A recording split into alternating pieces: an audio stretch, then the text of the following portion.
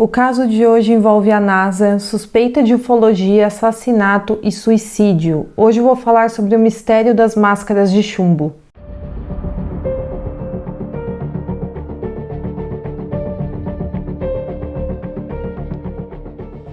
Olá pessoal, eu sou a Giovanni e esse é o Caixa de Pandora. Pessoal, antes de começar o vídeo, eu já vou pedir para vocês deixarem um like aqui no vídeo, se inscrever no meu canal para me apoiar. Meu canal ainda é pequenininho, por isso eu preciso muito do apoio de vocês. Aqui a gente posta vídeos toda terça e quinta com muito conteúdo legal, então eu espero muito que vocês gostem. Fiquem comigo até o final do vídeo e bora pro caso de hoje. O caso ocorreu com dois técnicos em eletrônica chamados Miguel José Viana, de 34 anos, e Manuel Pereira da Cruz, de 32 anos. Ambos moravam em Campos dos Goyatacazes, uma cidade que fica no interior do estado do Rio de Janeiro, e eles trabalhavam juntos. Eles eram especialistas em instalação de transmissores e repetidores de sinal de televisão. No dia 17 de agosto de 1966, eles desembarcaram na rodoviária de Niterói, no Rio de Janeiro, às 2h30 da tarde. Porém, um ponto muito importante aqui é que eles haviam dito para suas mulheres que estavam viajando para São Paulo para comprar um carro e equipamentos eletrônicos. Mas como eu falei, eles na verdade foram para Niterói. Então eles chegaram a Niterói às 2h30 da tarde e foram direto para uma loja de eletrônicos chamada Fluscop. Eles foram conversar com o dono da loja, que se chamava Hernani. Ali na loja de eletrônicos eles não compraram nada, apenas conversaram com o Hernani e em seguida foram para outra loja e compraram capas de chuva. E um ponto que chamou a atenção aqui é que, embora estivesse chovendo naquele dia, eles não vestiram a capa de chuva, eles guardaram e levaram embora. E é falado também que eles saíram da loja às pressas. Em seguida eles foram para um bar e compraram uma garrafa de água. Esse bar ficava perto do Morro de Vintém. A garçonete que os atendeu nesse bar disse que Miguel parecia muito nervoso e olhava toda hora para o relógio de pulso que ele usava como se estivesse atrasado. Essa foi a última vez que eles foram vistos com vida. É falado que o menino que estava andando pelo Morro do Vintém viu dois corpos e ficou desesperado nesse momento e chegou a avisar um policial, mas esse policial não foi ao local, ou se foi, ele não registrou oficialmente nada na delegacia. 2 dias depois, no dia 20 de agosto, Jorge da Costa Alves, um rapaz de 18 anos que estava procurando uma pipa, bateu de frente já com os corpos em decomposição. Os corpos de Miguel e Manuel estavam deitados no chão em cima de uma folhagem e estavam de barriga para cima. O Jorge imediatamente desceu o morro e chamou a polícia. Então, no dia 21 de agosto, esse mesmo menino ajudou a polícia e os bombeiros a encontrarem os dois corpos que estavam lá no morro. Nesse momento, repórteres já estavam acompanhando o acontecido, assim como vários curiosos e residentes do local também. É falado que eles estavam vestindo as capas de chuva que haviam comprado e máscaras de chumbo,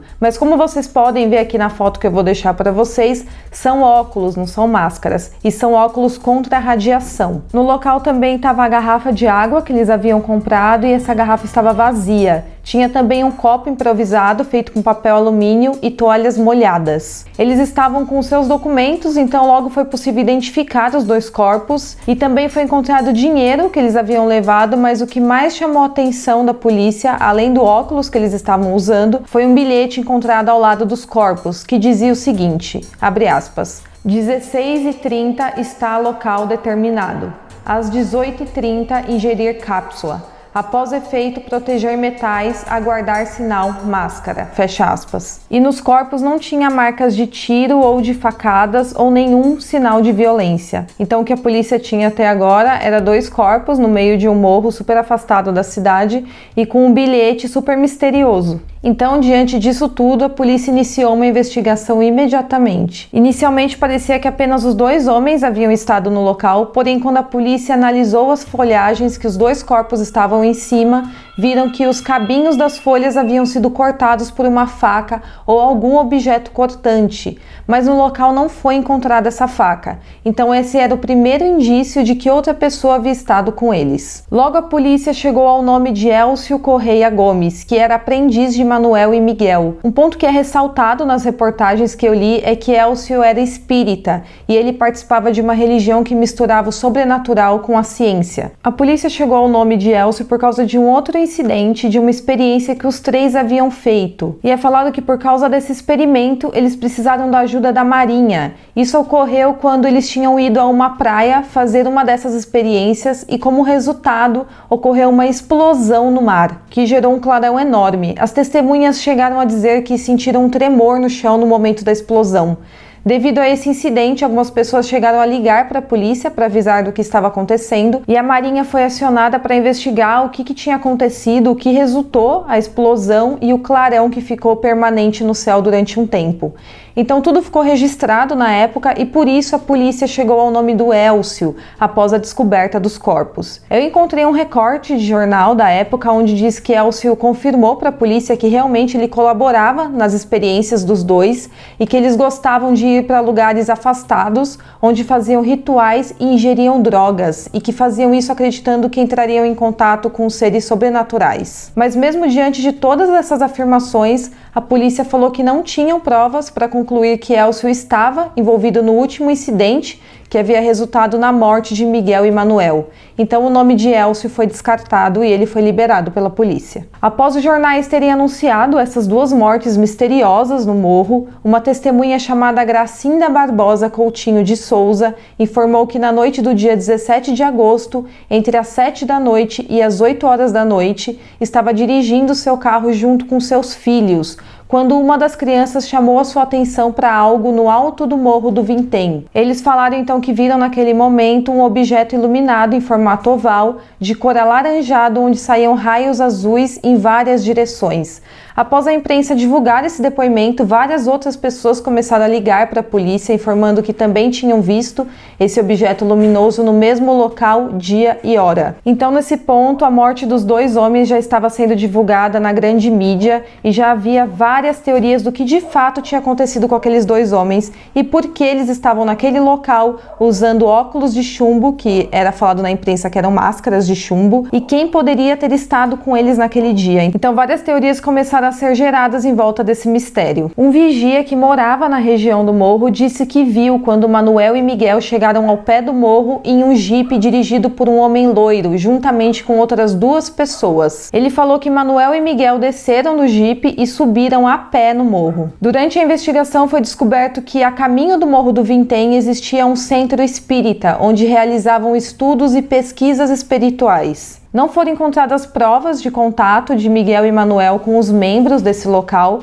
mas uma coincidência esquisita é que é falado que a aparência do dono desse centro espírita batia com a descrição do homem que dirigia o jipe que levou os dois ao pé do morro. Foi levantado por técnicos em eletrônica a hipótese de Manuel e Miguel terem sido mortos por um raio, porque, como eu falei, nesse dia chovia muito e como eles estavam em um local alto com uma máscara de chumbo no rosto, isso poderia ter atraído um raio. Agora, falando da necrópsia, nenhum ferimento aparente foi encontrado nos corpos e não foi possível uma investigação de substâncias tóxicas porque já estavam em grau avançado de decomposição. É falado que a putrefação também tornou impossível determinar se eles foram eletrocutados ou não. Então, o laudo da necrópsia ficou bastante inconclusivo e após 3 anos de investigações, o caso foi arquivado sem identificar de fato o que ocorreu naquele dia e o porquê da morte de Miguel e Manuel. Muitas hipóteses foram levantadas, como a teoria dos dois terem sido mortos durante contato com extraterrestres e por isso o caso ganhou o interesse dos estudiosos de ufologia de outros países,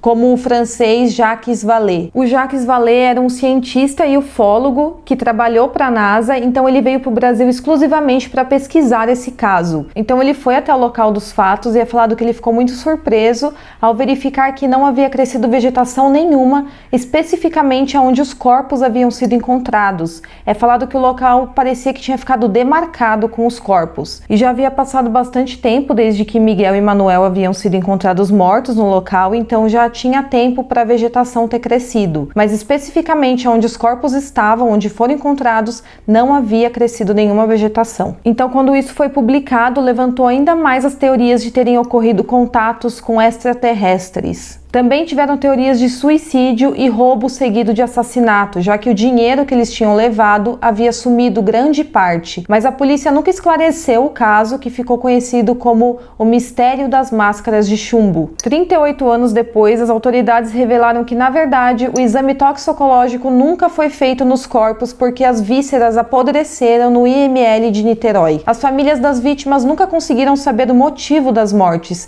e até hoje apontam falhas na investigação do caso. Até hoje, várias perguntas ficaram sem respostas: o que Manuel e Miguel foram fazer no Morro do Vintém, que tipos de remédios teriam ingerido, onde foi parar o dinheiro que levavam, o que teria sido o objeto luminoso visto pela dona de casa sobrevoando o local, por que não cresceu mais nenhuma vegetação no local onde os corpos foram encontrados, qual fenômeno teria provocado esse acontecimento e o principal, o que de fato causou as mortes de Manuel e Miguel. Essas são algumas das várias perguntas que ficaram sem respostas para esse caso. Agora eu quero saber em qual teoria você acredita mais, o que de fato aconteceu com esses dois homens. Eles foram assassinados, eles cometeram suicídio ou de fato eles entraram em contato com seres de outros planetas? Deixa aqui nos comentários em qual teoria você acredita mais. Eu espero muito que vocês tenham gostado do vídeo e até o próximo caso.